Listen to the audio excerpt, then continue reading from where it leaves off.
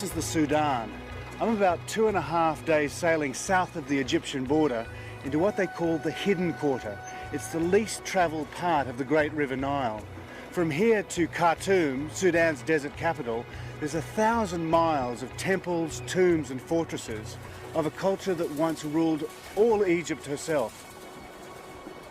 As the crow flies, my journey's only 330 miles, but by river, round the great S-bend of the Nile, it's triple that distance, nearer 1,600 kilometres. But first, a little history.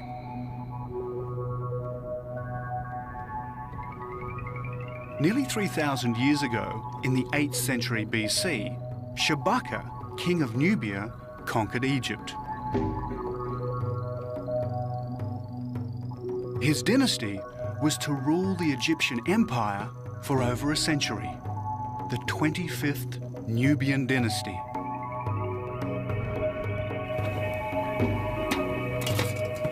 And Shabaka was black. He and his descendants built temples and pyramids and an empire that stretched from Khartoum to Alexandria. It was a civilization that was to span 5,000 years. So to go back to the roots of this ancient African empire, I'm sailing up the Nile in the most traditional of ways. My crew is Nubian, direct descendants of those who fought for the Black Pharaohs. And I'm sailing on a felucca, a boat little changed in 3,000 years, ideally suited to what's a very user-friendly river. And what makes the Nile really navigable is that the flow goes one way towards Egypt and Alexandria, and the north wind goes the other towards Khartoum. So boats like this can navigate up and down the Nile at will. The Nile is Sudan's lifeline. 60% of its waters rise in the Ethiopian highlands and flood down the Blue Nile to bring nourishment to its fertile banks. But it's a very thin lifeline, a green strip extending only as far as the Nile waters can reach. Barely a mile from its banks are the scorching sands of the Nubian desert.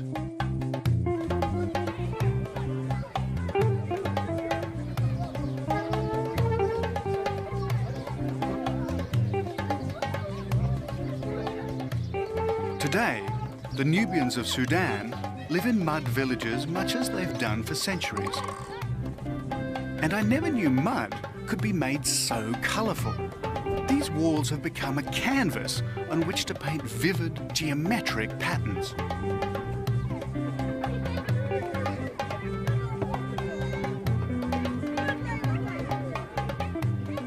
Again, I'm going back in time. These villages' ancestors would have once lived under the rule of the Black Pharaohs. Provided they paid their tribute and worshipped the ancient god Amun-Ra, the pharaohs would have been benevolent. If they'd defaulted, they would have incurred the pharaoh's wrath. Today, the villages are Islamic, and in true Islamic style, they extend a welcome to all strangers.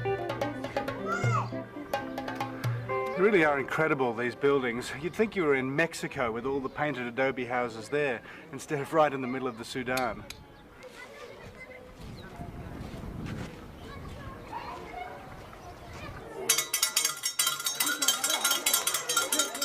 School starts early in the Sudan, at 7 a.m. And as Westerners seldom pass this way, the school teacher grabs his opportunity. He wants me to tell his students about my home country, Australia. أشهر المدن في أستراليا مجاهد Sydney. Sydney? Yeah, that's where I come from, Sydney. Do they know this one? Yes. This is the, okay, it's got big ears, okay, like that, and a very big tail. Yes.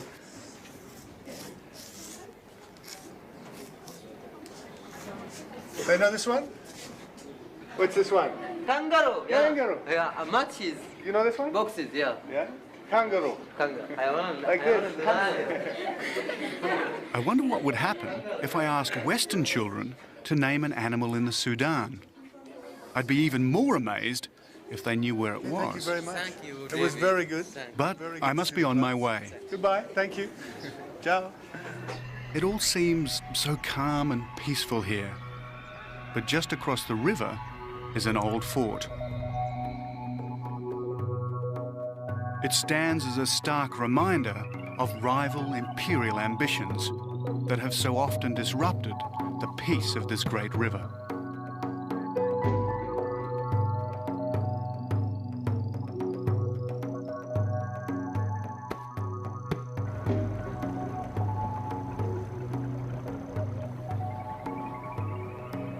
And here's another monument, a temple built by an Egyptian warrior, Amenhotep III, great-great-grandfather of Tutankhamun.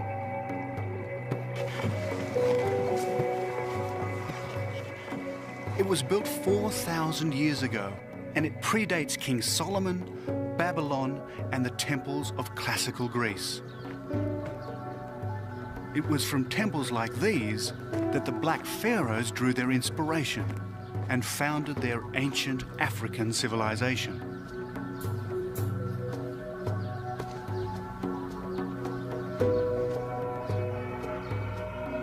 Walking amongst these columns and fallen masonry, you can't help but admire the workmanship.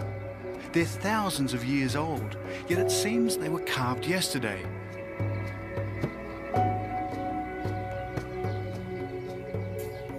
And where are the tourists? If this were a temple in Egypt, it would be crawling with them. But I seem to have it all to myself.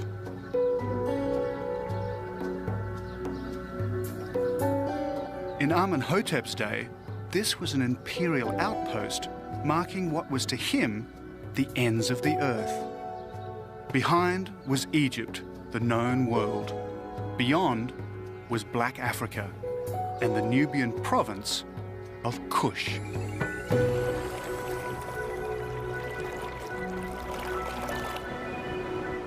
And I've also reached a natural barrier, the Third Cataract. One of a series of impassable rapids that hinder all Nile travellers. My felucca can go no further. Salam!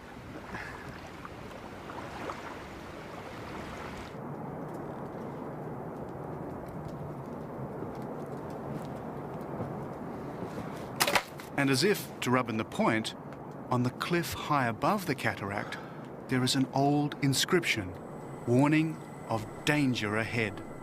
This was the original border between ancient Egypt and the Nubian province of Kush. Tomorrow, I join the trail of another warrior whose imperial ambition ran headlong into that of another would-be African pharaoh. I'm about to enter the land of Kush.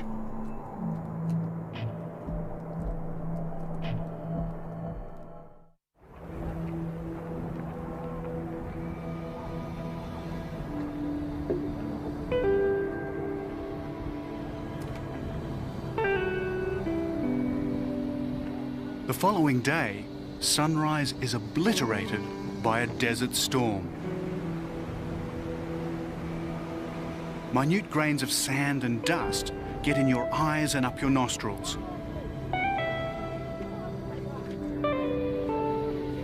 Sandstorms like this are commonplace in the Sudan and most of North Africa, and they don't make a photographer's life any easier.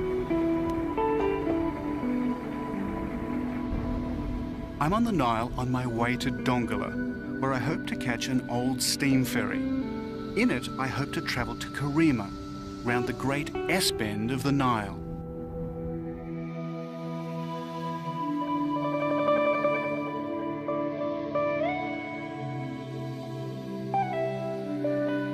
I'm on another felucca, dwarfed by this mighty river. And it was past this very spot nearly 3,000 years ago that the Black Pharaohs launched their invasion north.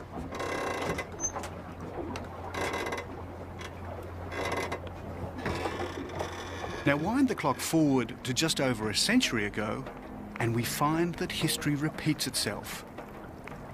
In 1896, a conquering army also sailed past this very spot, but this one was heading south.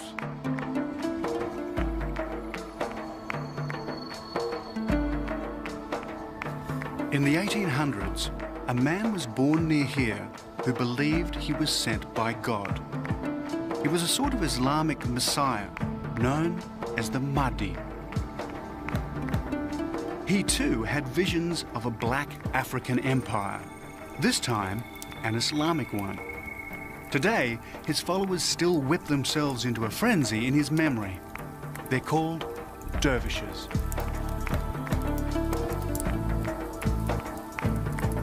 "120 years ago, a dervish army launched a holy war to end British colonial rule.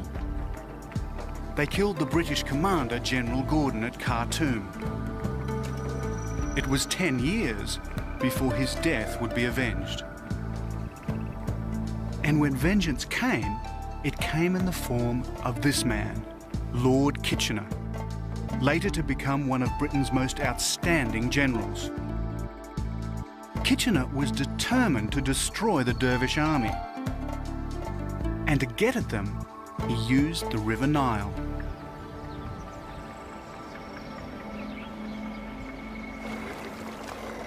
The next morning, we arrive in Dongola. Dongola. Ah, Dongola. Fantastic. And it was near Dongola, in 1896, that Kitchener's army first came under fire from the dervish forces. He quickly defeated them with superior firepower. Are these the ferry boats? Do they stay for Karima? لا لا شاو. It's finished. لا لا لا خسران أيوة. Well, there's my Nile ferry. Thanks to irrigation and droughts upstream, the river level is low. The result is that these once magnificent old boats have been left to rust in the mud. So my plan to travel under steam, like Lord Kitchener, won't work.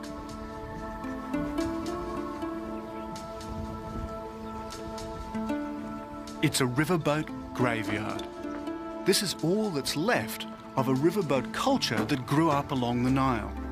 It was based on British imperial power, but it was romantic just the same.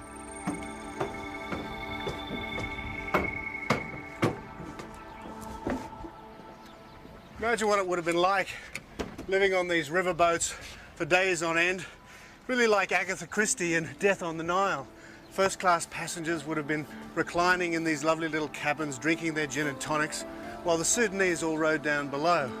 It's still about 500 miles down to Khartoum, and it would have been quite a long trip, but in a boat like this, in those days, would have been wonderfully luxurious.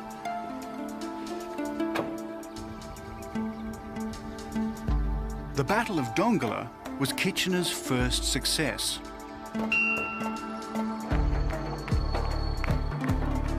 Dongola is famous for its markets, stacked with produce from the Nile. Today, as in 1896, there's enough food to feed an army. And it's in these markets that I meet Ramadan. Ramadan is also bound for Karima. He tells me there's only one way to get there quickly, but it means abandoning the river and going by bus. And so how long does the bus take to get to Karima? 2 days. Yeah? Yeah, we take 2 days and desert and many sand and yeah. But Karima is very beautiful also. Yeah, no, I'm looking forward to it. And Jebel Barkar. Jebel Barkar, and there is a Puru also. But yeah, and you were stopping in Karima? Yeah, we stop in Karima. Yeah. That's the good news. The bad news is that the bus doesn't leave until the day after tomorrow. So it's 2 days waiting. Yeah, that's waiting. There's not many buses in this country. Yeah, you must wait until that. Go take the tea. Okay, say shukran. Shukran. The Sudanese are a nation of tea drinkers. So we discussed travel plans over a glass of sweet minted tea. Is there much to see around Dongola? Dongola is also famous for its cooking. Perhaps I can relax and enjoy some Sudanese cuisine. But Ramadan suggests another form of cooking. You may think that being buried 30 kilometres out in the desert is some sort of Sudanese torture. Actually, it's something that a lot of people travel a long way to do, because this sand has incredible properties, and anybody with rheumatism who gets buried here for an hour or two walks away with almost no pain. Well, for me, because I don't have rheumatism, this is actually like a hot sauna.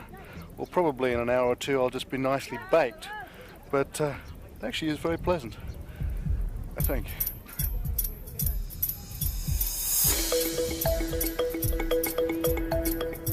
Ramadan, could you grab my hat? I'm going to fry out here. Thanks, mate. How long do I have to stay out here? What do you want? 2 hours, 3 hours? No problem. I think I'll be cooked like a turkey. It reminds me of an ancient funereal custom of the Black Pharaohs. When a pharaoh died, he expected all his wives, courtiers, guards and palace staff to be buried with him, alive.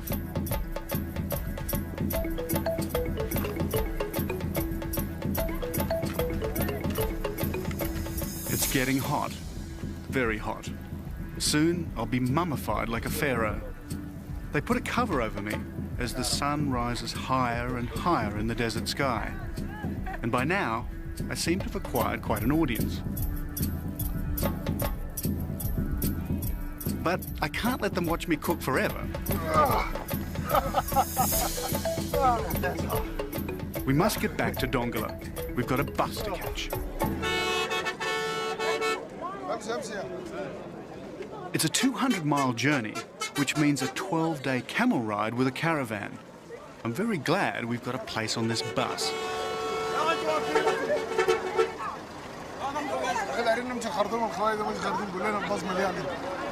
The bus is full. Let's go and talk. Yeah, okay, that's fine. Okay. Let's go there. There's no room inside, which means we have to sit up on the roof. Not to worry. Up here, it's a dress circle view. Thank you. Very good.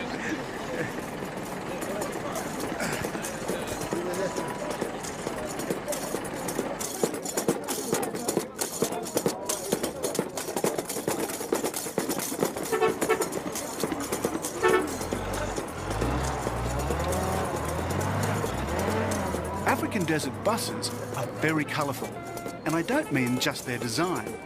And you've got to love that horn.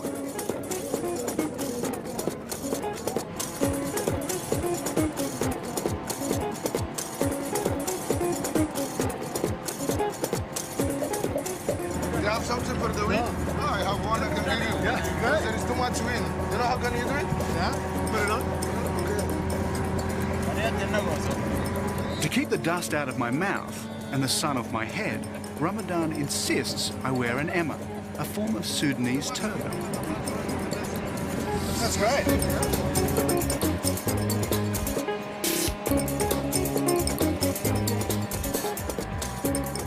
As we hurtle deeper into the desert, my mind goes back to Kitchener's army just over a century ago.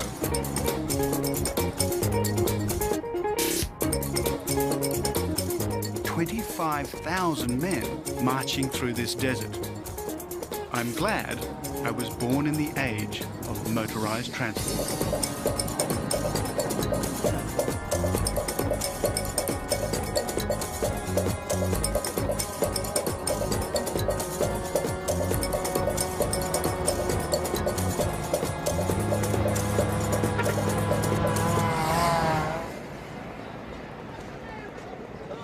Two days later, dusty and tired, we arrive in the town of Karima.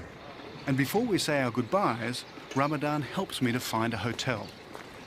So this is the only guest house in town, huh? Yes, this is the Oh, it's fine.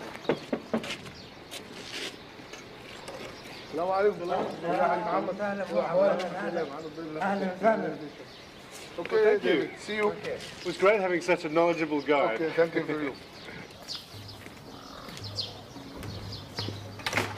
Thank you.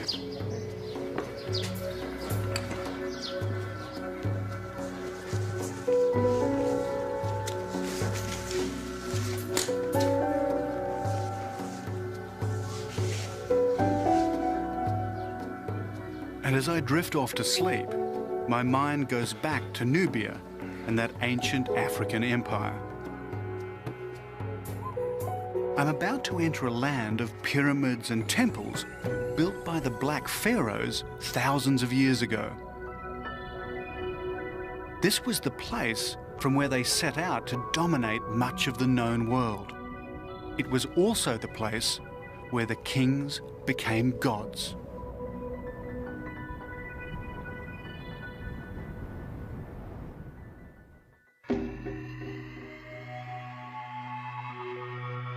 At first sight, Karima is just another North African desert town on the banks of the River Nile. But it was once an imperial city that used to rule the Sudan and Egypt far beyond.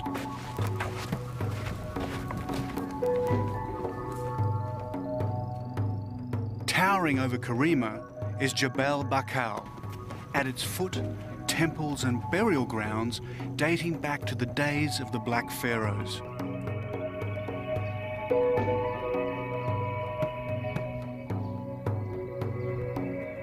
This was their sacred mountain. It was from here that they drew their royal power. And it was from here, nearly 3,000 years ago, that they launched their conquest of Egypt and beyond. In ancient times, this was the center of a belief system that linked gods and kings. It was here they believed heaven and earth were joined.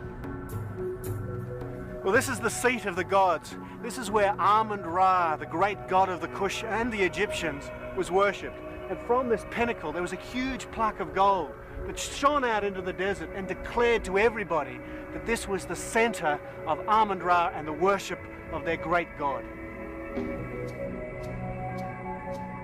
And why wouldn't they think this place was sacred? It was the highest point in their firmament. From here, they could survey their capital, much of their kingdom, and its life-giving artery, the River Nile.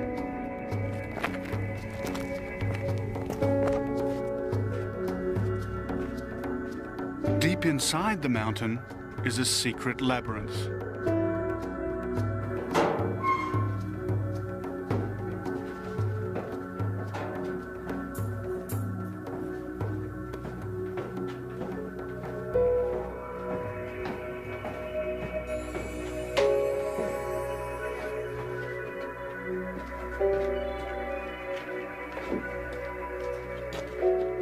On the walls are inscriptions that have survived nearly 3 millennia, their colours perfectly preserved in the dry desert air.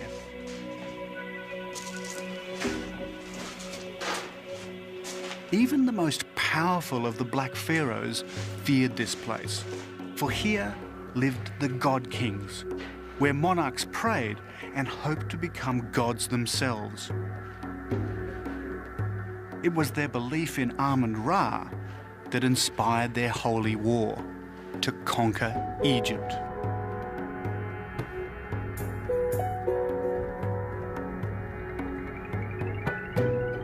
But now their gods have fallen. Their temples are no longer sacred, and their kings are long forgotten.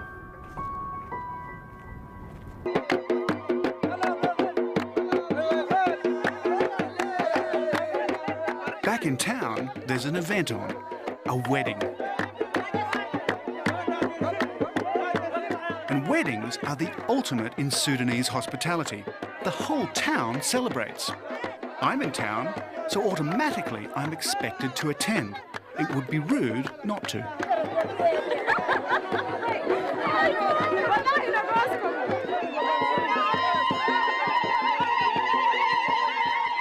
This is the bridegroom, and if he's looking a little bit apprehensive, there may be a good reason why.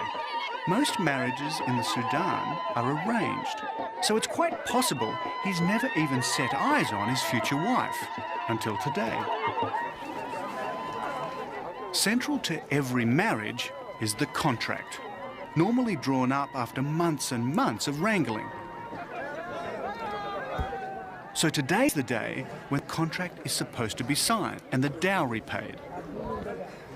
Well, the signing's almost finished, and after that, all the men are going to move out of here and join the women for what is only referred to as a festival. The problem is, they can't find the groom. The celebrant says a prayer. And suddenly, there's the sound of gunfire.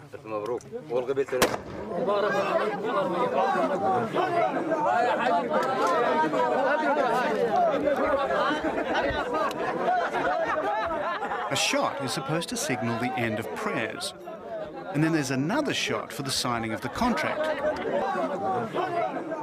That's if this guy can get his gun to work.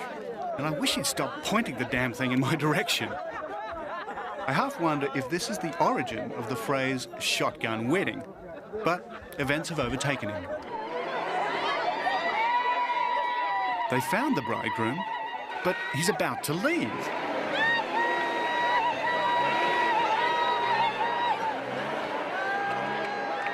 It looks like it's all over before it really began. Something about a family tiff, the drummer ran out. The families have divided, the groom's in one vehicle, the bride's in another, and they're disappearing. Apparently it happens all the time in Sudanese weddings.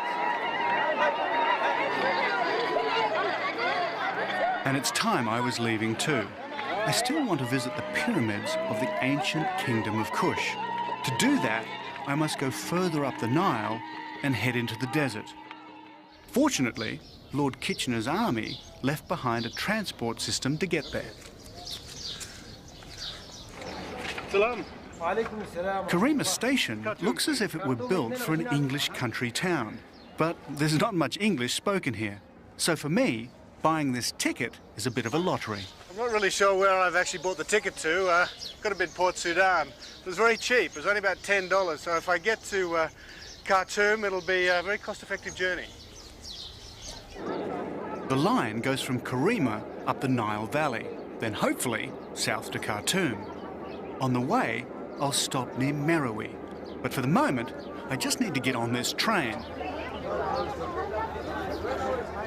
The first thing to realise about trains in Sudan is that they're very crowded. I thought I'd got here early, but obviously not quite early enough. The second thing to learn about them is that they leave on time. At least this one does.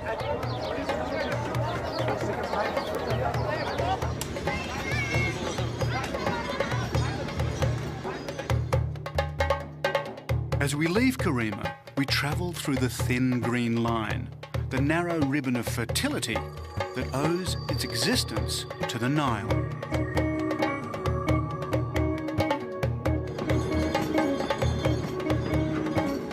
Then, as if to rub home the point, quite suddenly we're in the open desert. Next stop, well, I'm not too sure about that, but I'm told we're heading in the general direction of Khartoum.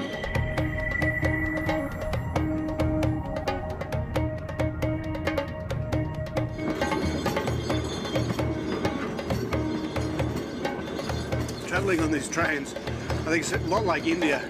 They're absolutely packed, but it works kind of the same way as the villages. Everybody shares their food, and even though it's a really long trip, and I don't speak much Arabic, it's not a bad way to travel, really.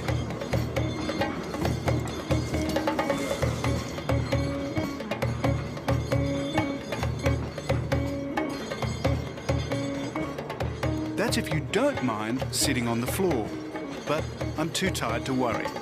Soon the lurching motion sends me to sleep as we head out across a sandy sea of nothingness.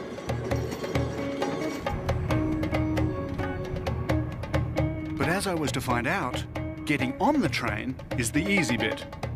As I approach the ancient pyramids of the Black Pharaohs, getting off turns out to be a leap into the unknown.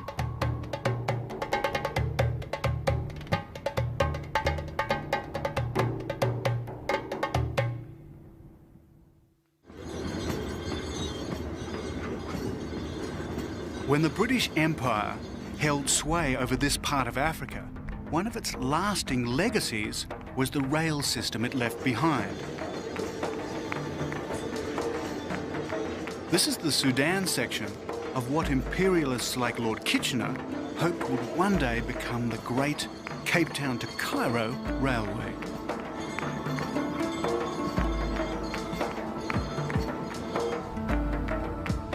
I've now done some 500 miles of my journey as I head towards Khartoum, and I'm hoping to get off this train near the ancient pyramids of Meroe. But I see no station, and this train shows no sign of stopping or even slowing. It really only leaves me one option.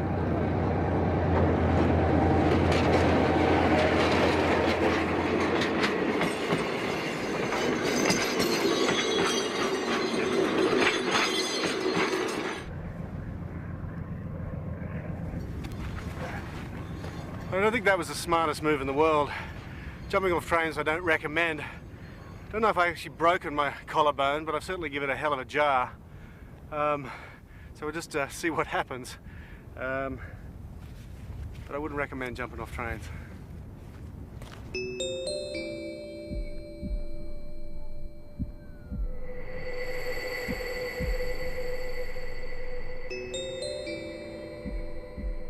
As the train disappears into a mirage, I head into the shimmering desert with a rather bruised shoulder.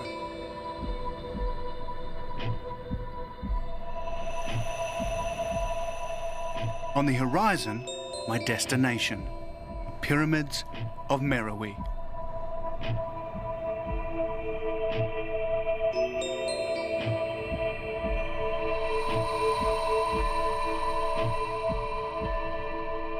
Nothing better illustrates the power of the River Nile than this wilderness. I'm well beyond its irrigating reach in a wasteland ruled only by sun and wind.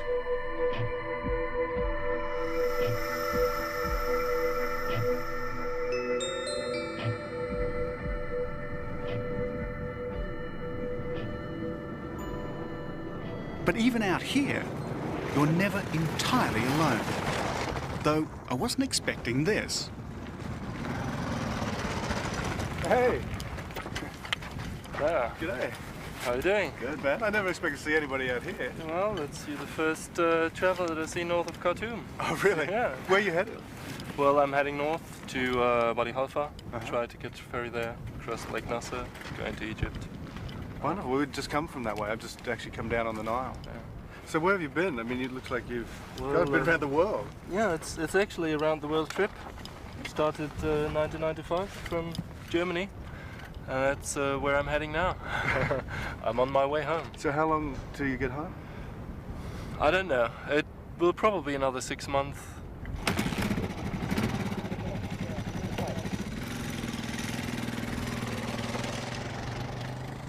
So he heads north, and I continue south. They call these the Forgotten Pyramids. Because of a Western obsession with Egypt, the Sudan is not on the tourist trail. So these pyramids are rarely seen by Westerners. And yet there are more pyramids here in the Sudan than there are in Egypt. And out here in the middle of nowhere, I guess this is the closest I'll get to hiring a taxi. Yes. Want to get a camel? Is okay?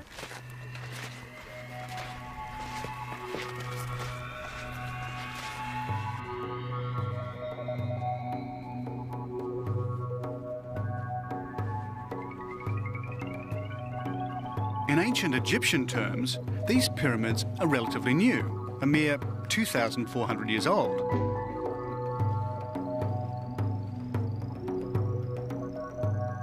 But in terms of Western discovery, they're even newer. They weren't seen at all by outsiders until the middle of the 19th century.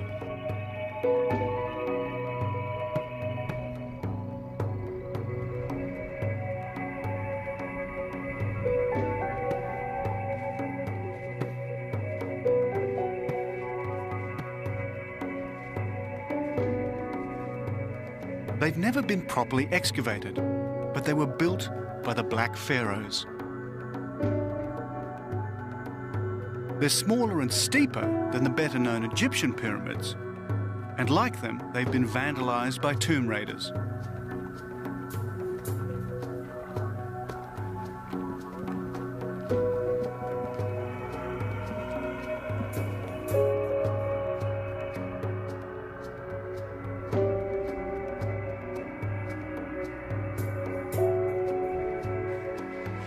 They tell me that 19 kings are buried here, along with 53 queens, countless slaves, attendants, dogs, horses and other animals. And buried with them was gold and precious stones.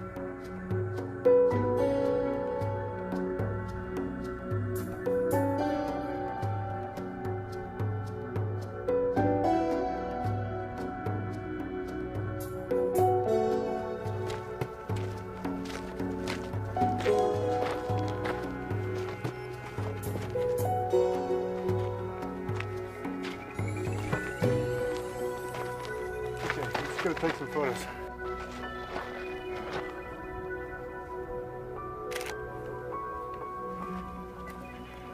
I guess you'd have to say that this would rate as one of the wonders of the world, and it would be more wonderful if all the tops of these pyramids were intact. But what happened in 1836 or so is an Italian treasure hunter came down here and blew the tops off them all, trying to find some gold. And he found gold in one, but by the time he'd pulled it out, all the local people were so angry that he had to flee for his life. Pity they didn't get him. To just stand in a place like this is truly awesome. These monuments stand as testimony to a black African civilization that predated Julius Caesar, Christianity, and Alexander the Great. But its inspiration came from much earlier, 4000 BC, from the very dawn of civilization itself. Its culture became its own, its carving, its hieroglyphics, its architectural style. And after the 25th dynasty, it was to last another 1,000 years, only to be eclipsed by the arrival of Islam in 650 AD. But as I gaze at these ruined walls, I see graffiti of a more recent age, the scratchings of adventurers and Europeans. Once more, I'm on the trail of Kitchener's army as he marched relentlessly on Khartoum.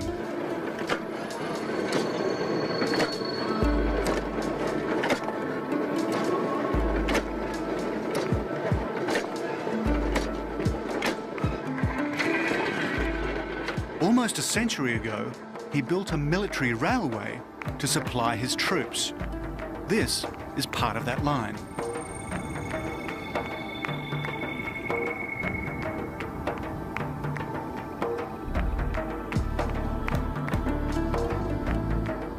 There's an old Sudanese saying, if you see a train, catch it.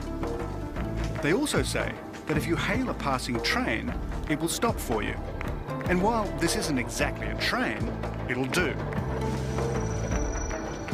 But it's going a lot faster than it looks. I think they're trying to tell me that they can't stop. If I want a lift, I'll have to jump.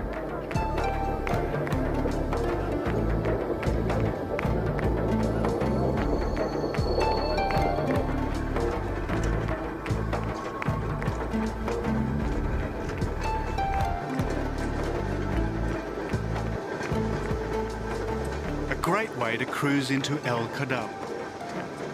Here I'm told there's a real Nile steamer that can take me up to Khartoum. It's taken me nearly 3 weeks to get this far. It took Lord Kitchener 2 years, and it was from here that he prepared for the final showdown. Okay, thank you.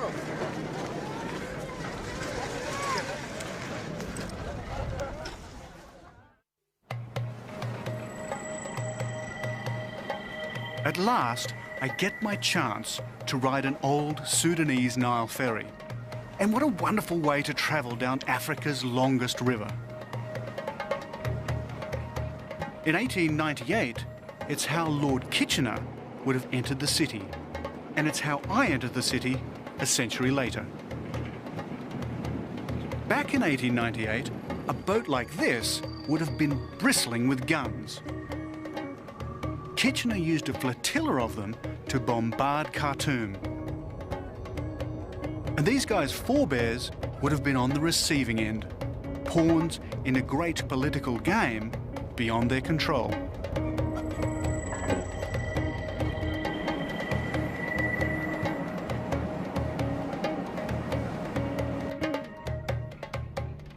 I've now completed nearly 1,000 miles of my Nile travels in the wake of Kitchener's army, and now I'm near journey's end.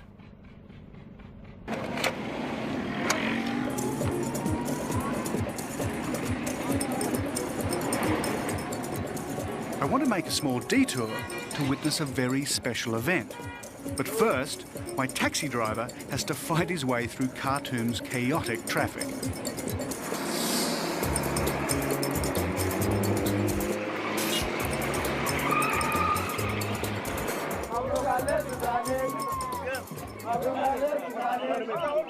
It's grand final day for a wrestling contest. And as with all grand finals, the rival teams need their cheer squads.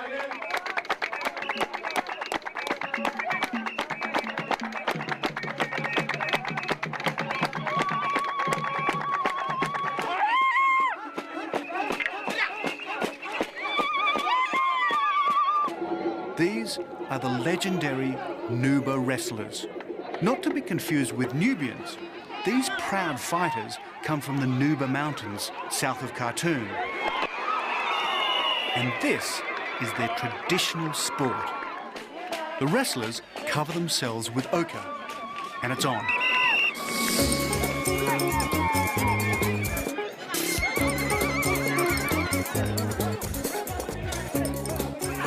The rules are simple. Make your challenge, then try to throw your opponent on the ground. It's an endless cycle of challenge, wrestle, throw. While the cheer squads show no sign of losing voice.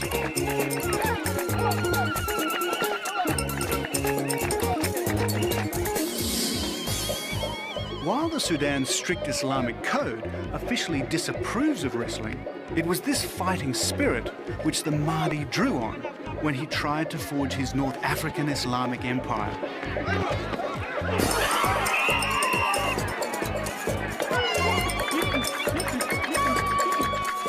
And it was this fighting spirit that took the British by surprise over a century ago. The final showdown came at the Battle of Omdurman.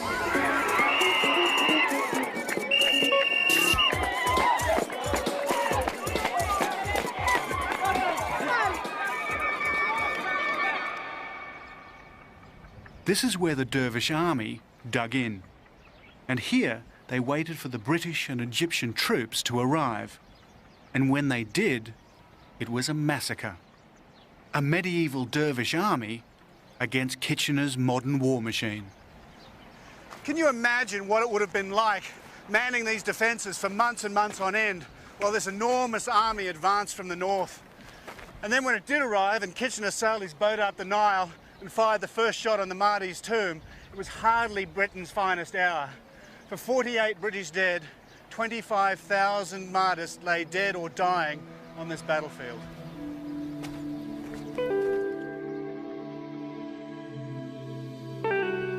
The Battle of Omdurman was a slaughter.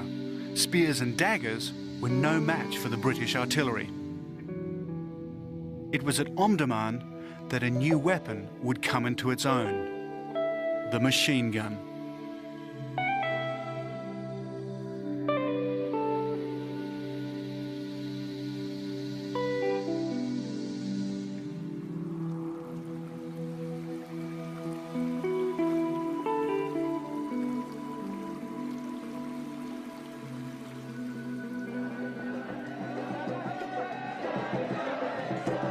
So today, perhaps it's not surprising that the Sudanese, like the Black Pharaohs before them, would wish to control their own destiny, just as the Islamic Messiah, the Mahdi, had tried to do over a century ago.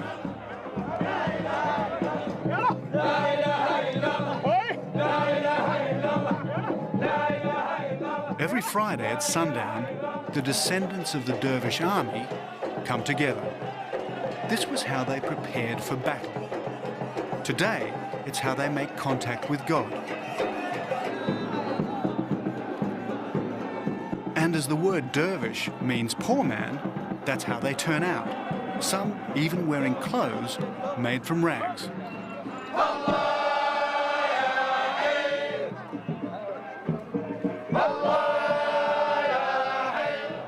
For them, This is a transport of the soul, taking them beyond their ordinary lives and giving them a glimpse of the life in the hereafter.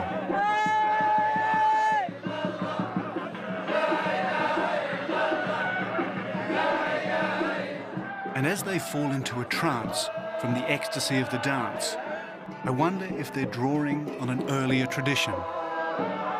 One day, they believe, another Messiah, another Mahdi, will be sent by God.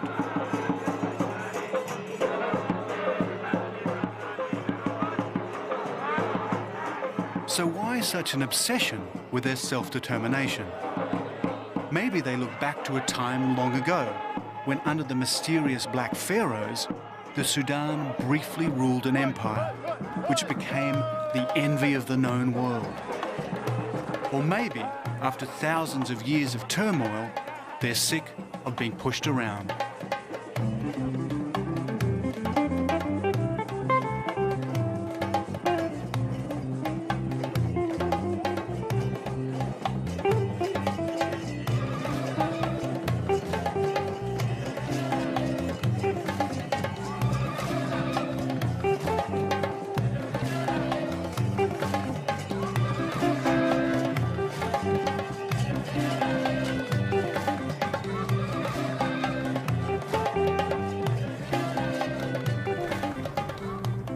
As I head back down the river of life, I realize there's one reason for all of this, one cause of all their sorrows and joys, and I'm sailing on it.